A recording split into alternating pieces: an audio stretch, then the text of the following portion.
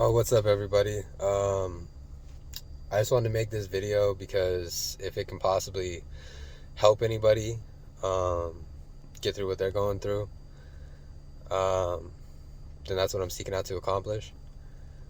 Um, I am on day 7 of Suboxone withdrawal, um, and I wanted to tell you guys a little bit about my journey. Uh, about 15 years old, I started doing this. Probably earlier than that. I started taking any drugs that I could to just get high. Um, it wasn't until I turned about 15 that I really experimented with my first opiate, and it was a Roxy 30 blue, and yeah, that's what got me started. Um, just kind of graduated after that. Went from doing it as like a once in a while thing to it was an everyday thing, smoking 4 or 5 pills a day. Um, so that was, yeah, probably about 15, almost 16 years old. That was about when I did that. Uh, got to the point where I was smoking so many blues in a day that they just weren't really doing that much. And then one day when I was in school, in high school, I had a buddy that introduced me to heroin. And that's that's really that one drug you don't want to try once. For real. It's it fucks you up, man. And if anybody watches this that's not like an addict or anything like that, stay the fuck away from heroin. Just stay as far as you humanly can away from it. Here in a sec, I'll go through what I've been going through while withdrawing, but I figured give a backstory first. Uh, so yeah, I did that. Got on heroin, started doing it, replaced my blues as like an everyday thing. Uh, and then was fully addicted to heroin from point where I was like 16 up until I was 18. I grew up in Denver and just got into a lot of trouble and stuff like that. And so right before I turned 18, my parents moved me up here to Montana, and that's where I've been living for a while. So that was the first time. So about when I was 17 was the first time I'd ever gotten on Suboxone. I was on it for 3 months or so like that, and then detoxed off of it. I was going into my senior year of high school. Uh, New town, new place, new start. And then pretty soon found out that there were kids in the school that I was going to, the high school that I was going to, that smoked Suboxone. Smoked it off of foil just like you do with heroin. And I had no idea you could do that, or that it'd even get you high like that at the time.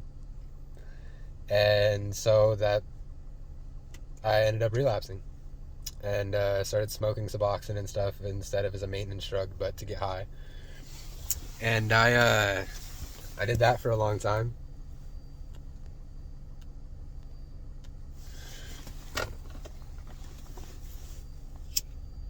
Sorry about that. But I did that for a really long time. Uh, Abused it probably from when I was 18 to right before I moved back to Colorado. Had a son. Me and his mom moved back to Colorado, and as soon as I got there, pretty much relapsed. I started doing heroin again. But I was taking it and the Suboxone, and so when, I couldn't get heroin, I'd have the Suboxone to sit there and not be sick and shit. But, yeah, so did that for a while, moved back up here, moved back down there, relapsed again. So, I'm the epitome of, like, a chronic addict, for sure. Then about 2 years ago, when we were back living down in Colorado, just lost pretty much fucking everything, and had to move my son back up here. Me and his mom split, because we were a couple of addicts. And when you're in a relationship with somebody and you guys are addicts, you build off of each other and you feed off of each other and you feed off each other's bullshit and whatnot. And so it just kind of got to the point that it just wasn't good for either of us. Split up. And that was the first real time that I didn't really want to get high or do drugs and stuff anymore. And so that was what I decided to do. And I just took my Suboxone every day and stuff like that. Justified to myself that it was normal. That I was just essentially just one of those people that was going to have to be medicated for the rest of my life. So that's a little bit about my addiction story. So anybody that's afraid to get off of Suboxone, it's a big thing. And I mean, I'm not saying you shouldn't be afraid, but let me tell you, I guess, what I've experienced through my 7 days so far. I wasn't sure if I wanted to make any videos and stuff like that for my other days. Most times I thought about it and I just didn't have the energy to do. So day 1 through 3, I would say, or 3 or probably 4.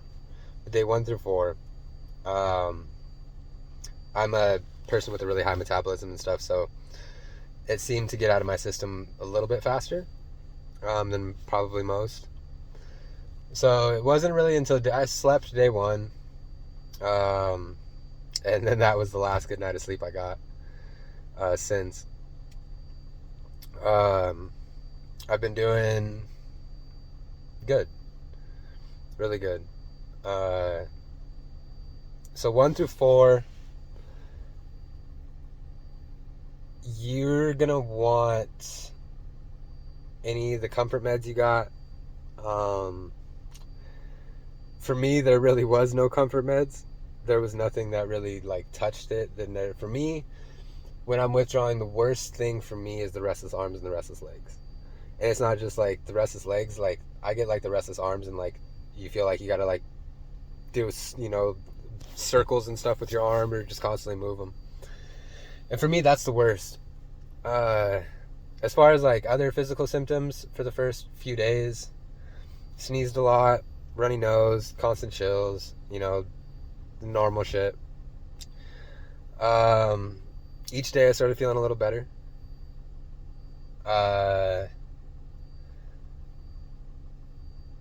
But right now I'm at Walmart, because I want to get into my next point.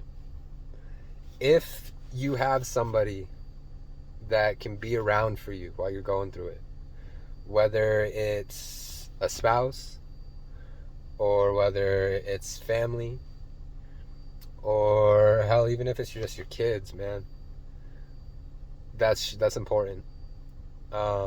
Me personally, I have my girlfriend, and man, that's one fucking strong woman, man, for real. She has been my rock through this, and I can't thank her enough. Whether it was sacrificing her own sleep to stay up and massage my arms and legs, or just rub my back and just tell me I was going to be okay and that I was strong and that I would get through it. But if you can have somebody like that, I mean, unfortunately, if you can't, then you can't. But if you can, it definitely makes it a lot easier, for sure. Sorry, I'm just kind of probably rambling at this point. I haven't slept. Last night was the first night that I had slept any, and that was going on the 5th night. And I slept for an hour and 15 minutes. And man, I'm just so tired, but I feel good. I've been forcing myself to get up and go do shit. Whether it was just going to the store, or I had to go get my niece's birthday present yesterday, but just making sure that you're doing something. Because, you know, I'm not a huge religious person or anything like that, but I've always firmly believed, kind of like the Bible says, idle hands can be your downfall. If you're just not doing anything. And for me, the first couple of days, I just didn't want to do anything and stuff, and that's okay. Just take a day at a time, but eventually I'll start getting that energy back. And it'll start to get normal again. I have been fortunate enough to be in the position that I am, that I don't have to work or do anything like that. But like I said, yeah, if it can help anybody, you're not alone. If you're thinking about making the jump, so for me, I was on 8.7 Zubsolves because I couldn't do the orange films after bouncing back and forth between them while doing heroin and stuff. Just the orange citrus kind of flavor from the films just kind of like traumatized me. And so they switched me over to the Zubsolve, and I took that. It's a little bit harder to taper down because you can only break the pills into such tiny little pieces. But so I probably jumped at about 2 milligrams. I was taking about a quarter of one of my 8.7s every day.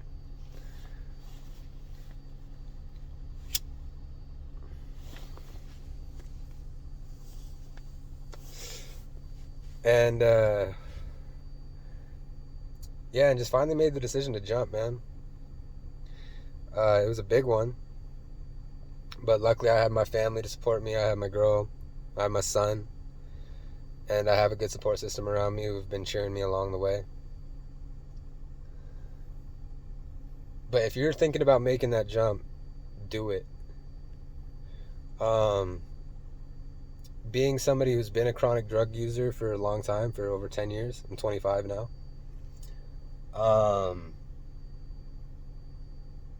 This is the first time in 10 years that I've walked around, because you feel like when you're on Suboxone and when you're on other opiates and stuff, you get this, it's almost like you walk around the world with, they're not rose-colored lenses and stuff, but they're gray-tinted lenses.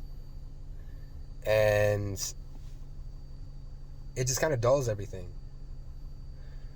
And it's insane for your body to start feeling things again. I got to the point where I was so tired of having to take something every day to feel normal that I'd sit there and I'd look at all these people around me, and it's like, man, they go to sleep without having to take something. They get through their day without having to take something and feel sick. And it got to the point, man, I was like, I want to feel that. I want to know what that's like. I want to know what it's like to not have to stress about getting a script every day, or being sick, or when you're going to find your next fix, or whatever. It's definitely a lot. And it takes a toll on you after a while. And that's exactly what it did to me. It took a toll on me. I realized that I was never going to be able to have a normal relationship or anything like that unless I got to the point I was clean, and that I didn't have to take something every day to feel normal and to enjoy life. I do smoke weed. I do drink occasionally, but those have never really been a problem. But it's just about doing what's right for you. And if this can help anybody, then I hope it does. Just know that you're not alone. I mean, the withdrawals, they suck. I'm not gonna, pussyfoot around it. It fucking sucks. It's one of the hardest things you'll ever go through. But I'm on day 7. Most of the physical symptoms are gone. No cravings or anything like that. The only thing is just fucking sleep. And eventually, you know, your body just gets so tired that eventually you'll fall asleep. And that's what I did. And so hopefully, you know, just the sleep continues to build up and stuff, and then I start feeling more, you know, more normal, and then I can go back to work. You know, because I work construction, and there was no way in hell that I was sitting there and framing a house in the middle of winter in Montana while being dope sick.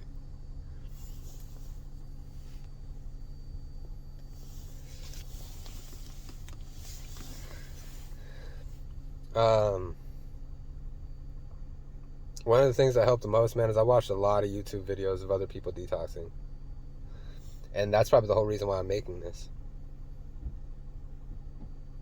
Um, I sat there and I watched those videos over and over again, and you know, just to see that people go through the same thing, it helped a lot. But just always remember, man, you're not alone.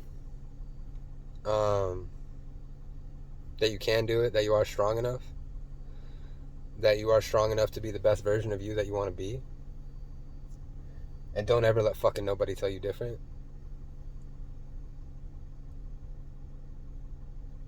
And yeah, just like I said, I wanted to come on here and I just wanted to, you know, speak a few words about my experience. And if it helps somebody else's experience, then that's a win for me. Because I know there's a lot of fucking people that go through this. And you don't have to. You don't have to. But I'm gonna go up here in Walmart, and get my girl a couple things special and stuff, since she's been there for me, she deserves it. And then just continue on this journey, man, and try and just feel better day by day. Yeah, if anybody's got questions, comments, concerns, whatever, feel free to just let me know down in the comments, and I'll get back to you if I see them. I might make a few follow-up videos and just kind of let everyone knows how my progression's going. And yeah, just remember, you're strong. Every day, take it as a victory.